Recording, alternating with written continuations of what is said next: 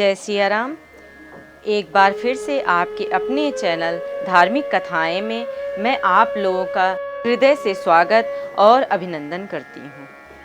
आज की अपनी इस वीडियो में मैं आप लोगों को शिव महापुराण की कथा स्कंद पुराण में वर्णित शरद पूर्णिमा की महत्ता, उसका महात्म्य और इस दिन किन देवताओं की पूजा और व्रत करते हैं और कौन से देवताओं का इस दिन विशेष महत्व होता है और क्या फल प्राप्ति होती है, इस बात का भी पूरा वर्णन करूंगी। तो वीडियो में आखिरी तक बने रहें और वीडियो पसंद आए तो कृपया लाइक करें और मेरे चैनल को सब्सक्राइब करें, क्योंकि आपके एक लाइक, एक कमेंट और सब्सक्राइब करने से मुझे आगे वीडियो बनाने की प्रेरणा मिलती है। हिंदू धर्म में पूर्णिमा की तिथि विशेष महत्व रखती है। एक साल में 12 बार पूर्णिमा आती है। हर पूर्णिमा पर स्नान, ध्यान, दान, पुण्य, पूजन, व्रत ये सब किया जाता है। लेकिन इन पूर्णिमा में से एक श्रेष्ठ शरद पूर्णिमा होती है, जो कि विशेष महत्व रखती है। इस दिन चंद्रमा की 16 कलाओं की छाया पड़ती है।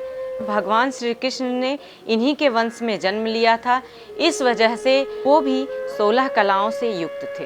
हिंदू पांचांग में सर्वाधिक महत्व रखने वाली शरद ऋतु का प्रारंभ मानी जाती है, इस वजह से इसे शरद पूर्णिमा कहते हैं। पूर्णिमा के दिन व्रत और पूजन का विशेष महत्व रखने की वजह से इसे कोजागरी पूर्णिमा भी कहते हैं। पूर्णिमा की रात्रि को चंद्र दर्शन एवं चंद्र पूजन का विशेष महात्म्य बताया गया है। महापुराण की कथा स्कंद पुराण तो कहती है कि इस दिन चंद्रदेव और माता लक्ष्मी की पूजन से मनुष्य को पुण्य प्राप्ति होती है।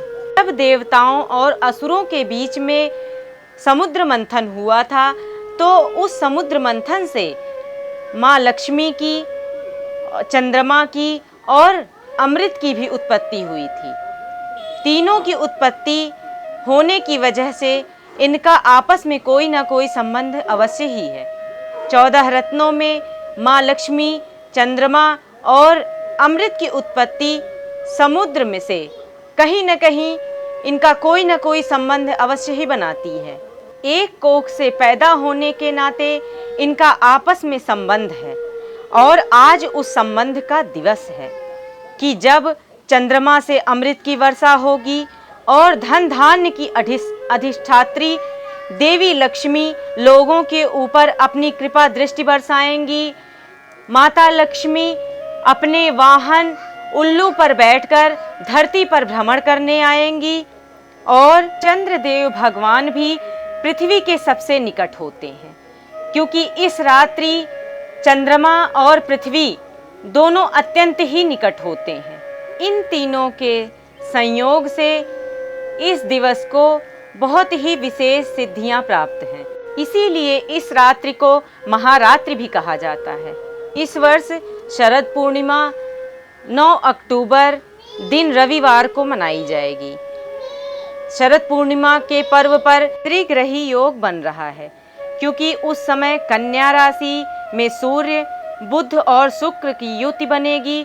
सूर्य बुध की युति से बुधादित्य और बुध शुक्र की युति से श्री लक्ष्मी नारायण योग इस समय रहेगा। ये दोनों ही अति शुभ योग हैं। इस साल चंद्रमा शरद पूर्णिमा को शाम 5:51 पर उदय होगा। जो लोग व्रत रखना चाहते हैं वे 9 अक्टूबर को शरद पूर्णिमा का व्रत रख सकते हैं। और साथ ही जो लोग कार्तिक व्रत रखते हैं या कार्तिक में पूजन करते हैं, कार्तिक स्नान करते हैं, 1 महीने तक कार्तिक में जो नियम कार्तिक का करते हैं, तो आज शरद पूर्णिमा के दिन से ही ये नियम शुरू हो जाएंगे, क्योंकि यह कार्तिक पूजन का प्रारंभ दिवस होता है। तो शरद पूर्णिमा के दिन से ही सभी लोगों को जो भी कार्तिक पूजन या कार्तिक व्रत रख रहे हैं या कार्तिक स्नान कर रहे हैं, उन्हें यह कार्य शुरू कर देना चाहिए। इस रात्रि को चंद्रमा का विशेष पूजन करना चाहिए और इसके साथ ही माता लक्ष्मी का भी यह प्राकट्य दिवस है। तो ऐसी मान्यता है कि शरद पूर्णिमा की रात्रि माता लक्ष्मी पृथ्वी पर भ्रमण करने आती हैं और अपने भक्तों से की आराधना से प्रसन्न होकर उन्हें सुख समृद्धि एवं वैभव का आशीर्वाद प्रदान करती हैं। इसलिए इस दिवस पूरी श्रद्धा के साथ माता लक्ष्मी का पूजन करने से साधक के सभी धन संबंधी समस्याएं समाप्त हो जाती हैं। इस दिन माता लक्ष्मी को प्रसन्न करने के लिए जो व्रत करते हैं उसे कोजागर व्रत भी कहा जाता है। माता लक्ष्मी चंद्रदेव के पूजन के साथ साथ कुबेर भगवान का भी पूजन करना आवश्यक माना गया है। इस दिन माता लक्ष्मी को प्रसन्न करने के लिए श्री सूक्त का पाठ, लक्ष्मी स्तवन का पाठ, लक्ष्मी श्रोत का पाठ और विष्णु सहस्त्र नाम का पाठ करने से मनुष्य के सारे मनोरथ सिद्ध हो जाते हैं, सुख समृद्धि में वृद्धि होती है और मनोवांछित फलों की प्राप्ति होती है। उत्तरी भारत में पूर्णिमा के व्रत का महात्म्य बहुत अधिक है, क्योंकि इस दिन कुछ लोग भगवान श्री हरि का व्रत रखते हैं। भगवान श्री हरि का व्रत इस दिन रखना भक्तों के लिए बहुत ही ज़्यादा शुभ फलदायी होता है। और जो लोग यदि पूर्णिमा का व्रत शुरू करना चाहते हैं तो सबसे बड़ा दिवस शरद पूर्णिमा होती है। इस दिन से आप अपना पूर्णिमा का व्रत शुरू कर सकते हैं, क्योंकि इस दिन से ही व्रत शुरू करने पर पूर्णिमा व्रत की विशेष फलों की प्राप्ति होती है। पूर्णिमा के दिन भगवान श्री हरि का व्रत करने के लिए पूरे दिन निराजल रह के भगवान सत्यनारायण की कथा सुनकर और रात्रि के समय भगवान चंद्रदेव को अर्घ्य देकर उनकी पूजा करके प्रसाद में खीर बनाकर खाने से मनुष्य के समस्त कष्टों का नाश हो जाता है।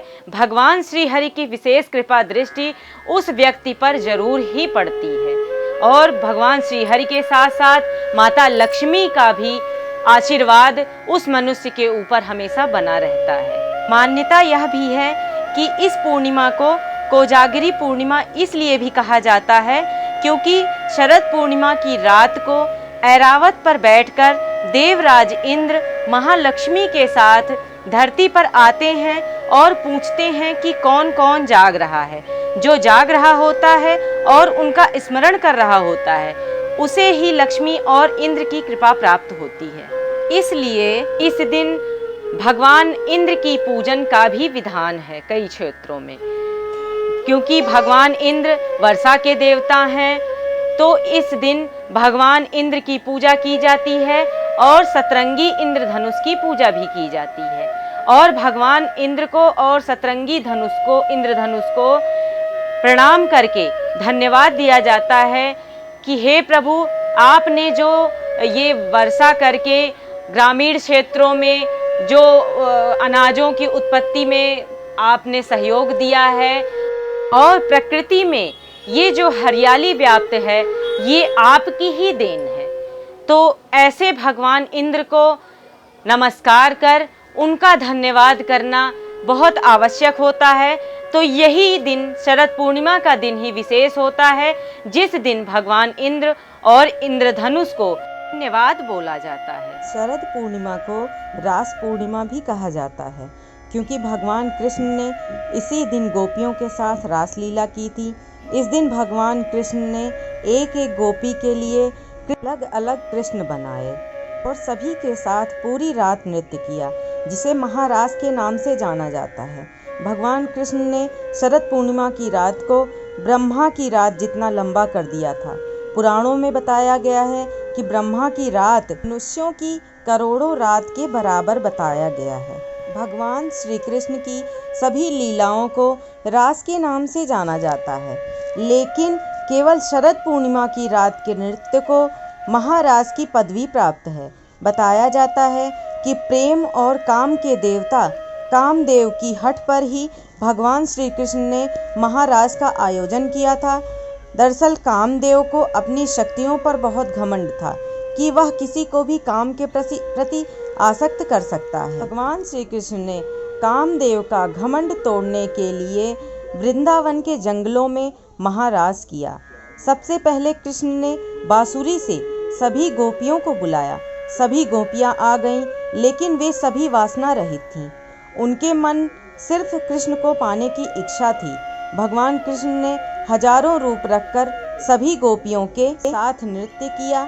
लेकिन एक क्षण के लिए भी मन में वासना का प्रवेश नहीं किया। कामदेव ने महारास में अपनी पूरी शक्ति लगा दी, लेकिन कृष्ण के भीतर काम वासना जैसी किसी भी भावना को उत्पन्न करने में विफल रहे। इस तरह भगवान कृष्ण ने इस रात को ब्रह्म रात के बराबर कर दिया और गोपियों के साथ रास रचाते हुए समीप भी रखा। भगवान कृष्ण ने इस तरह शरद पूर्णिमा की रात कामदेव का घमंड तोड़ दिया।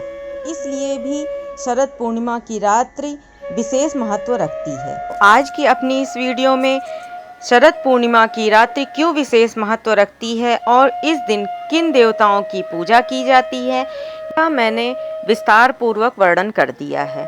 आगे की वीडियो में भगवान श्री हरि का व्रत और पूजन, भगवान चंद्र और माता लक्ष्मी का पूजन, इंद्रदेव का पूजन और भगवान श्री कृष्ण का पूजन, इन सब चीज़ों का विस्तार से पूजन और व्रत किस प्रकार से करना चाहिए और खीर का इस रात्रि को विशेष महात्म्य है, इस बात का भी वर्णन करूंगी। आगे मेरी वीडियो में बने रहने के लिए कृपया मेरे चैनल को सब्सक्राइब करें और बेल आइकन को भी प्रेस कर दें। इससे आपको मेरी वीडियो के नोटिफिकेशंस मिल जाएंगे। धन्यवाद।